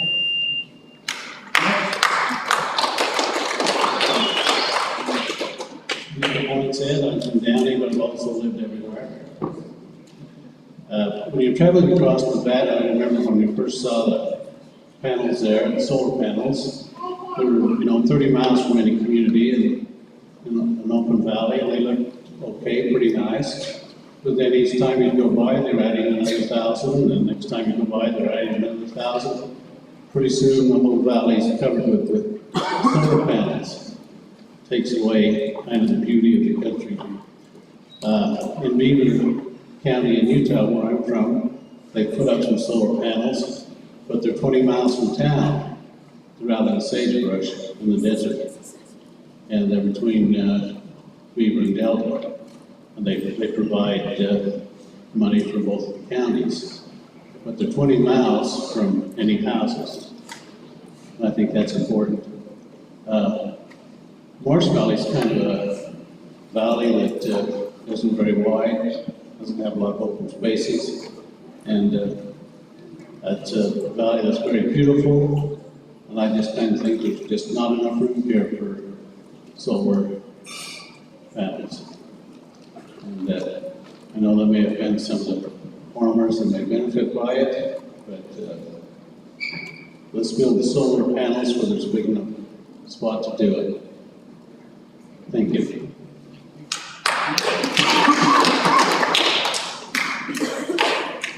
Hi, my name is Casey Lockyer.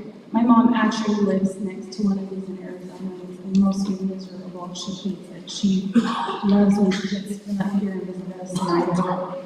And she loves it when she has to go out to Texas every 2 weeks because she doesn't have to be around it. I've been watching the commissioner working meetings since 10 to 5, and I would like to address a couple things. Commissioner Huff stated in one of these meetings that the Valley residents here should have some of the input in this decision. I disagree with that. We should have all the input. It's us that have to live with it. You know, doing this whole process, we had a meeting on Saturday, and it was some of our community members that put it together and kind of just presented some of the stuff that was found. And it was shocking to me to see some of our neighbors had no idea this was even going on.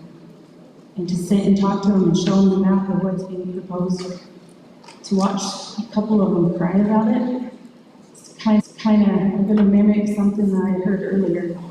In these meetings, I've been watching and looking at your guys' seal that's on Bannock County right behind you. And I just look at it and I'm like, what would that look like with all these solar panels? It wouldn't be Marsh Valley anymore. I'm also going to say my husband's a volunteer fire worker for Arizona, and there's a lot of times that he has to go out, and it makes me nervous knowing that he might not come home because you guys won't be able to help us fight this. We're already struggling with water as it is. You've heard that from a lot of people, except for the solar company employees that have been up there and spoke. Please let us guide this decision. We entrust you, that's why we voted for you. So please have our back when we're standing up and saying what we want. Thank you.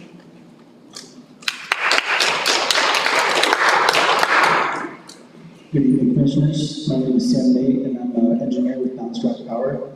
I recognize that I'm not a local of this community, but I wanted to address some of the technical concerns here that have been raised tonight in the hopes that I can share some of what I have gathered.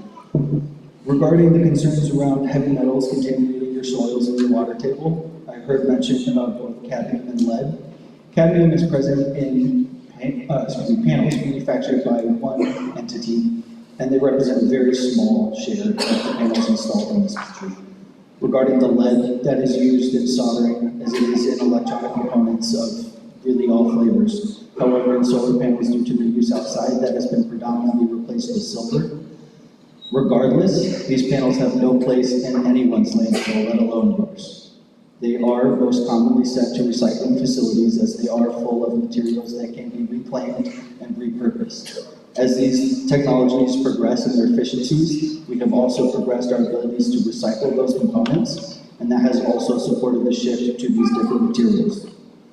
I also heard concerns about the water table in general and things such as the stormwater pollution prevention plan that was outlined in the ordinance. I agree that that is a necessary part of responsible development. It would be unethical for an industry to come in and pollute the water of the community that it is coming into. However, I think there are guidelines in place that are represented in the ordinance that can protect the community from any benefit or any downside there. Regarding the actual amount of water available, this community, like so many others in this area, are suffering in terms of having access to enough water. Solar represents a much lower water need as compared to either agriculture or any other fossil fuels. And if solar doesn't come address the problem of Idaho's importing of power on a pretty consistent basis, at the moment, power is coming in and Idaho money is going out. With more generation in state, the power can go out and the money can come in. I've heard many other comments about the power being sent out of state. While we will not be in charge of telling Idaho Power or Pacificor what they can and cannot do with the power, I can tell you that electricity tends to flow like water. It goes where it is needed the most and where it is most efficiently able to get to. If that is the need in this community will be served first because it is where that electricity is most efficiently able to be served. There is no benefit to sending it out of state and leaving the local residents here without the energy that they need. Regarding the washing of the panels, our energy modeling and our predictions in this area show no need for washing of the panels. And if another company does decide that it is in their benefit to do that, no chemicals are used in the washing of those panels. Thank you.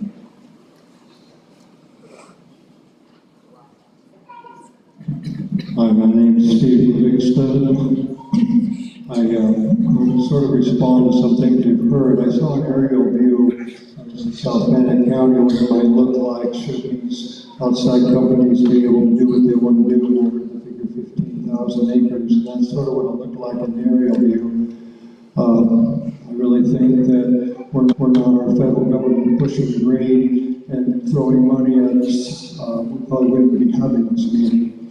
But anyway, I'd like all of you, I think probably all of you have opportunity to drive I-15 south into Utah one time or another.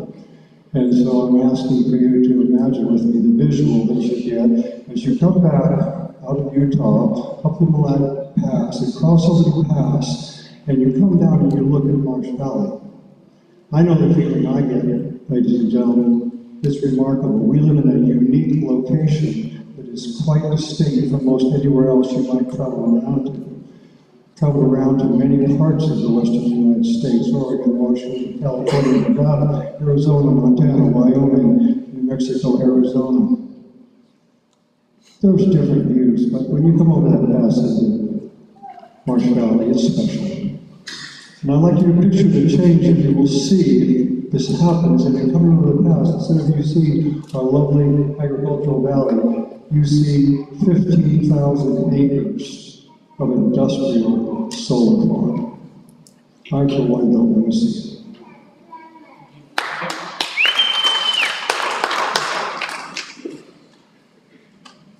Hi, my name is Annie. 30 years ago, the little tiny country of Costa Rica, which is not as big as the state of Idaho, was turned away. They had the courage to stand up to World Bank. World Bank wanted to put a hydroelectric dam in Costa Rica that would have not benefited Costa Rica. All the power would have gone to another country, and it would have flooded one of the only remaining primary rainforests left in the world. This little tiny country had the courage to say no, and they turned and looked at other forms of income that would last for generations, not for the 10 years that that hydroelectric dam would have given them an income. I would like to think that 30 years later, you people have the vision to understand that this valley is teeming with natural resources. We would have the sophistication to say maybe instead of just looking at solar, that we would also be looking at the same time at other income sources in this valley, that we would market what we have, the waterfalls, the waterways, the wetlands, the wildlife, the rivers and the lakes, that we would improve all of those resources rather than bringing in something like that hydroelectric dam would have done that would destroy so much of what is here. At least look at other sources rather than just this temptation, which I would call not much more than a bribe, $70 million to the valley. That's a drop in the bucket, and we all know that it is. That we would look at other resources or forms of income that would last literally for generations, not something that would kill what we have here in this generation and the next one. Thanks.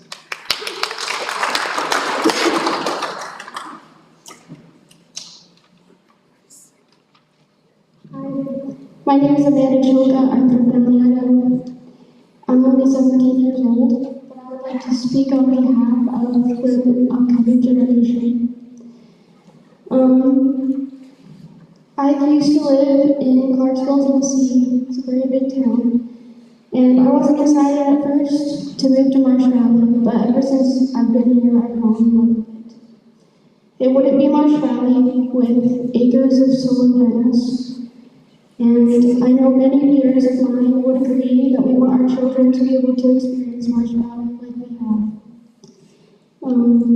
We love it for its beauty and for its uniqueness. And that's all I have to say.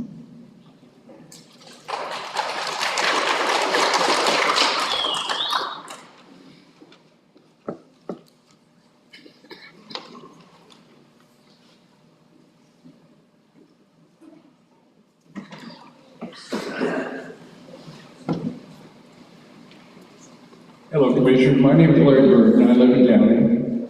And we've heard a lot of stuff today.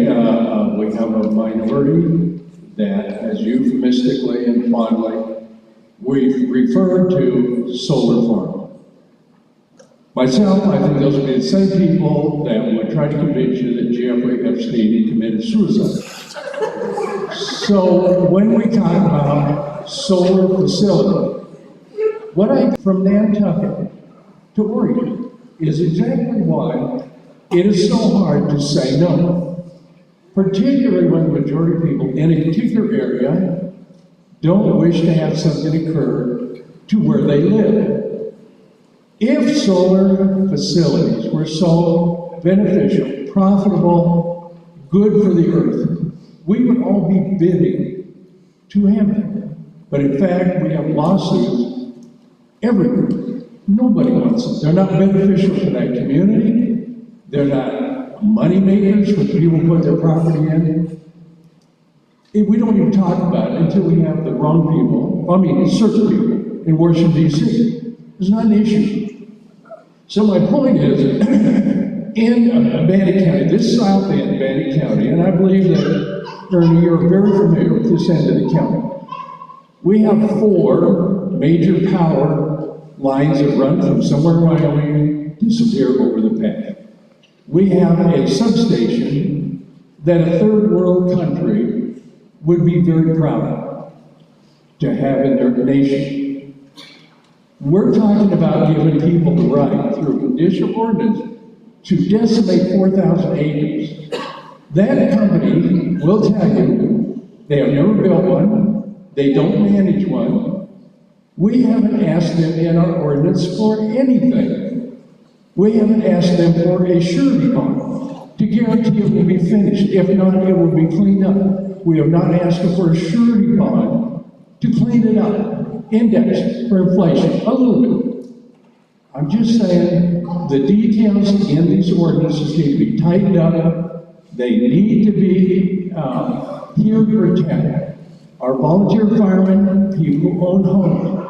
If we have a fire, we had a fire last year, a lady came down on the land highway, 10 miles of fire, took out a rancher's whole entire haystack. We don't even have liability requirement in this insurance when this takes out people's homes. Who's going to indemnify these people? We don't have anything in the ordinance. So I believe this end of the county has done enough for Oregon, Washington, California, and I just don't believe that we deserve to have 1,400 acres.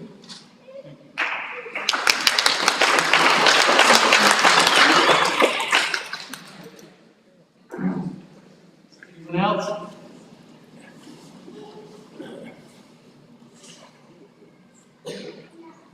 My name is Jerry Narger.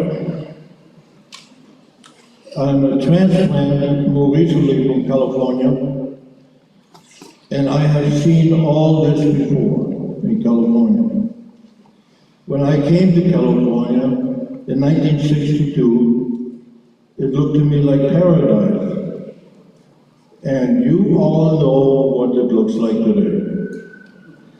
And when I was a boy, my pappy told me one day, son, he always called me son, don't try to mess with something that is not broken.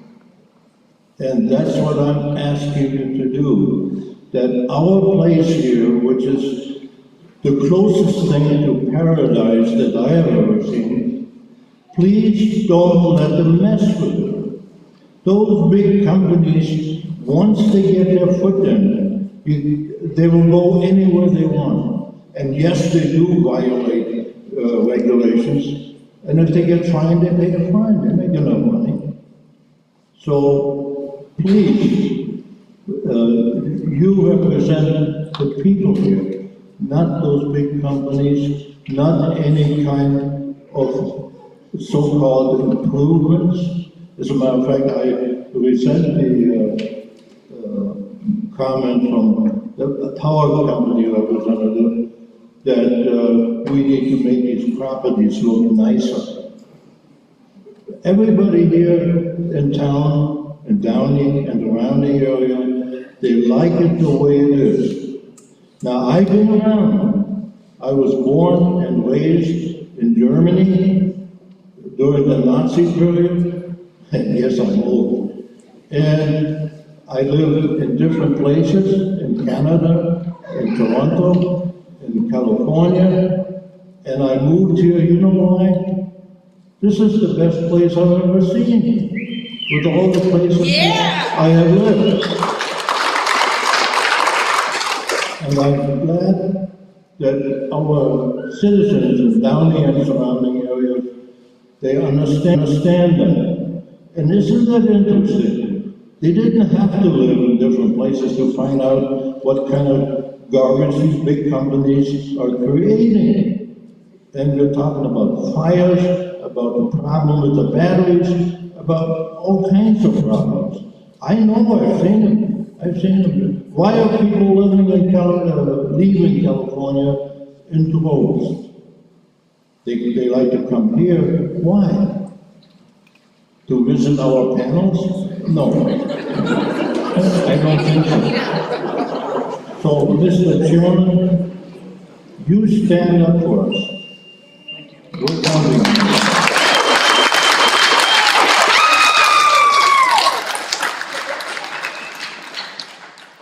Thank you for being here. My name is Erin Selenite. I live in Downey. My biggest question and concern, this should not be going in agricultural land. It needs to be in the ordinances that an industrial solar plant can be in industrial zoned land. That is the biggest thing I ask. I think that would solve a lot of the problems because it's agriculture out here. Thank you.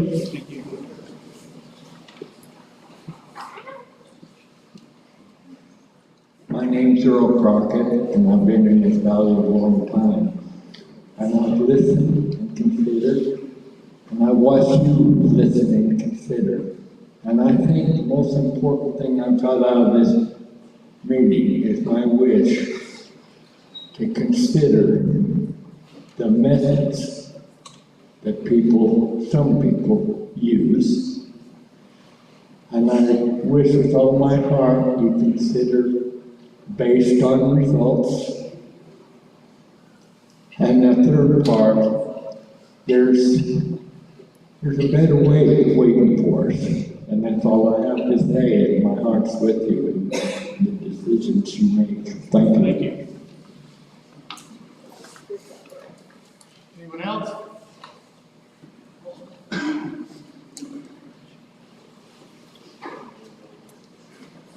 Hello, my name is Emily Willis, I'm in Buchanan, and I'm also a recent transplant.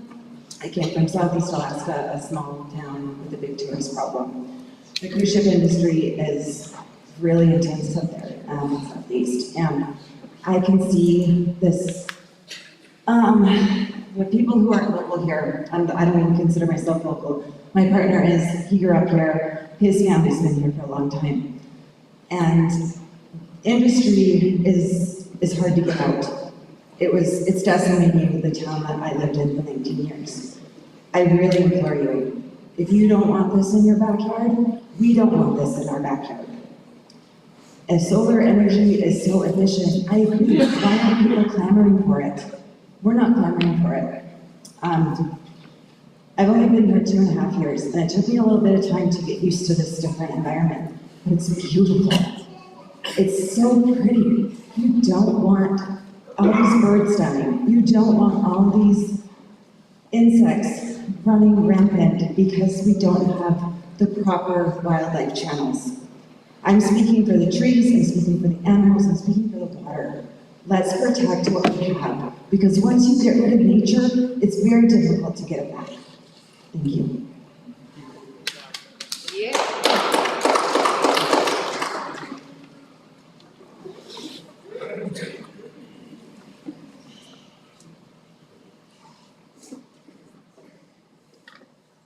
There's been lots of things said tonight, and a lot of facts that we'd like to answer. We can't, because we can't answer. Oh, my name is Lynn Stewart. And a lot of these things we have questions on, and we can't really just ask them, but what I would like to ask you, as individuals making choices that's going to affect our lives, I want you to, when you're considering and debating this development, how would you feel if it was in your backyard, next to you, where you've built your life, your whole life savings is in this property, and then have someone allow a solar farm, they call it, to come in and devalue everything that you've built? How would you feel? I want you to consider our feelings, how you would feel if it was being built next to you. Thank you.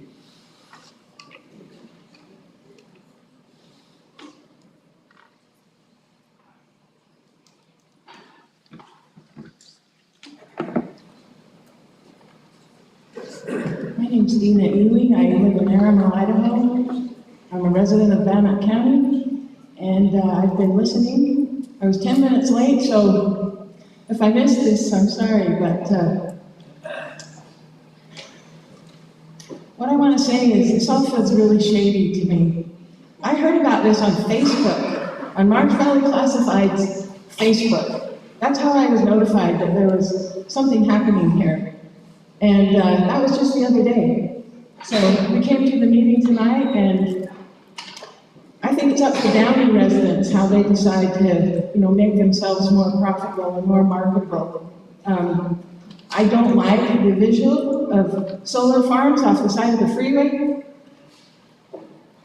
You'd be destroying this entire valley, the beauty that there is, the draw that this valley has, Lava Hot Springs, Down Ada Hot Springs, the different things that we have out here, and that's my 2 cents. I hope you people will listen to the residents of this area, the majority of the residents of this area. Thank you. Thank you.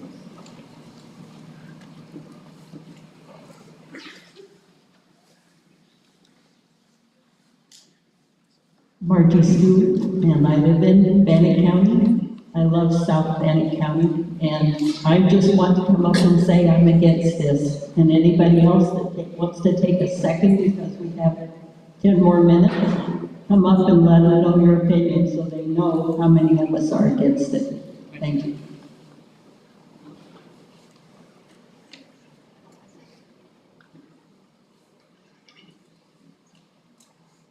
Commissioners, ladies and gentlemen, my name is Peter Chilcutt. I live in Downey, Idaho. I am in a transplant. I'm a retired military. We decided to make this our retirement home. I have to say that this valley is absolutely breathtaking. When I first saw it coming over from Milan on I-15 North, I just was struck with emotion at the beauty of God's creation. Ladies and gentlemen, the world is becoming more and more ugly around us. People are trying to run away from it. This is one of the last refuges in America to come to. And yeah, you may get a monetary value from this business venture, but something that is as rare as this valley is going to become more and more rare, as it's already getting every day as the world is becoming more and more ugly. Keep that in mind and think of the future generations. of our posterity that what we can give to them. You can't put a price tag on the beauty of this valley. $70 million with inflation, worthless dollar that most countries are dumping now around the world. Think about that.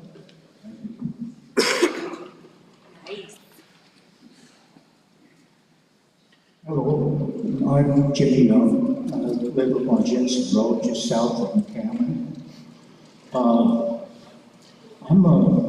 I'm retired, long time retired now, but I did electrical work for 30 plus years. And there's always one thing I want to say, one thing that I know is that if these solar panels go in through this valley, Bannock County, southeast Idaho, will not benefit from the electricity produced by it. That electricity will be shipped out to California and other places that will pay a premium for that electricity. They'll pay more for it than we pay for electricity here in southeast Idaho. Electricity does not flow downhill like water. Electricity flows the way electrical workers make it flow, through the operation of switching. And they switch that gear to where the electricity goes to where it's paid the most. It's been 4 or 5 years ago, but by the way, it's not Idaho Power here. It's Rocky Mountain Power. Rocky Mountain Power came and offered to pay for putting more insulation in the attic of our house. They paid for it. They do it for free. Why? They told us up front, because if we use less power, we can sell that power in California. And as far as Idaho being an importer of electricity, now, I mean, no insult to any California transplants here. My wife is a California transplant. She followed along to Idaho 54 years ago. But the reason that Idaho is an importer of electricity nowadays, it's only because of all the California wind plants that have moved into the Boise Valley. That's all I have to say. Thank you. Thank you.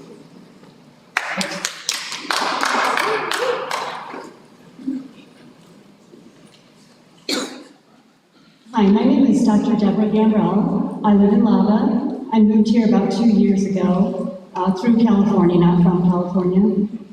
And I echo what other people have said. You know, the Industrial Revolution started about 200 years ago, just over 200 years ago.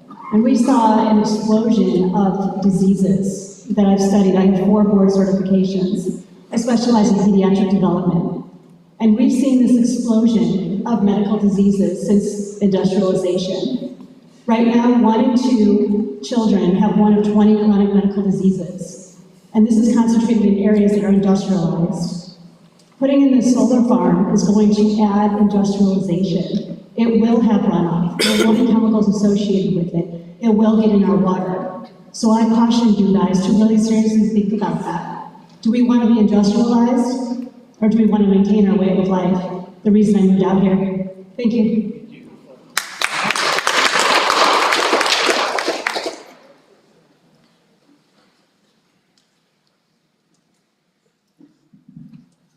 I don't usually get up because I get emotional. But I'm Bernadine Dawson, and Marsh Valley is my home. When you come down from the Malad Summit, and you see this glorious valley, and you know that this is home.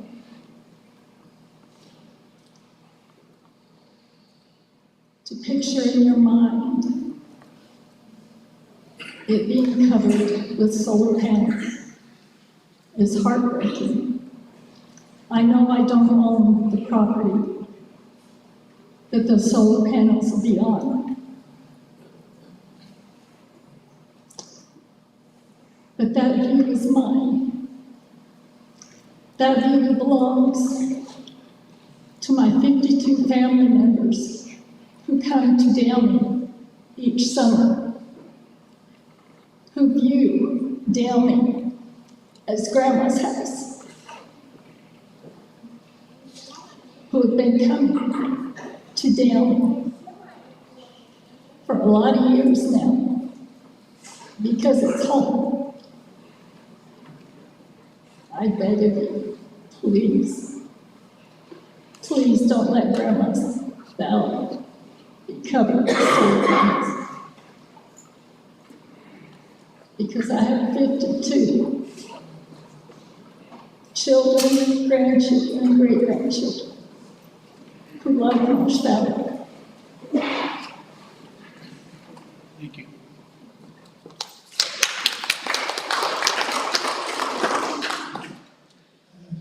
My name is Thomas Backus. I'm from Franklin County. I apologize. Commissioners, I know you have a very hard responsibility to make from both sides of the aisle.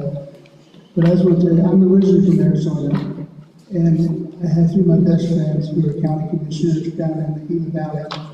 And there was a solar company came to them, and they had big agreements like this. And I talked to Bruce, my best friend. He said that we all decided because he said they came in and said they were going to go solar panels, and they promised us in the valley, the Gila Valley up there, electricity.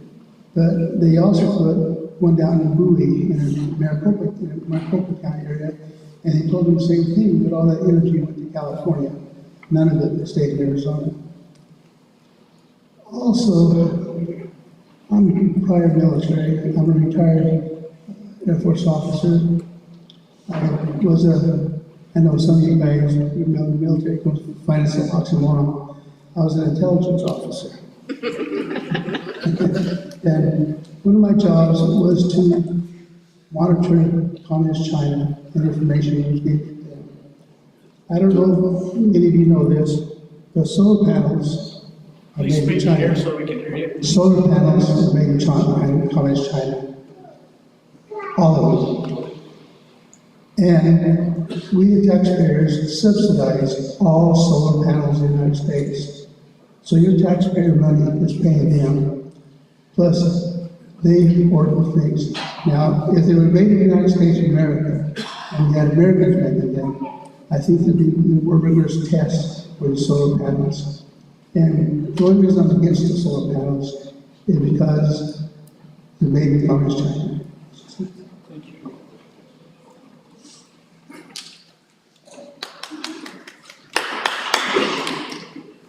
My name is Terry Sweeney. I wasn't going to get up because I haven't been here too long, but what I've been seeing here reminds me of what I've seen in the past. I was born in Southern California. Well, not born in Southern California, but when my parents moved there when I was very young, and it was a paradise. 1976, I moved to one of the most beautiful places I've ever been. Believe it or not, New York, southwestern corner. It's dairy country. Most people don't know that. Vineyards, beautiful vineyards that compete with California. Both of those states, I watched big business and politicians make a whole lot of decisions for little people, and you know what happened in those states. That dairy area in New York only produces about 40% of the milk that they did. And most of it's because they just had to bring in big factories, guaranteed they wouldn't pollute the water, etc., but they did. 3 years ago, I came here and it's beautiful. I love it. Oh, I love it. And I stayed here. I pray to God that I don't have to see this happen again, where big companies who don't care about us and politicians that are making wrong decisions for whatever reason destroy another. very, very beautiful place that God made this way. I hate to see it come what all that stuff about solar farms is true, by the way, don't look it up. Not good. So I had to sing my piece. Please, look at this real close before you make a decision. Now we have to do. Thank you. Thank you. Thank you very much for your time. We appreciate everybody putting the effort forward. Like I said, this was an information gathering for us. We'll take it under advisement, and there will be further meetings. Thank you. Thank you, commissioners. We appreciate you. We are adjourned.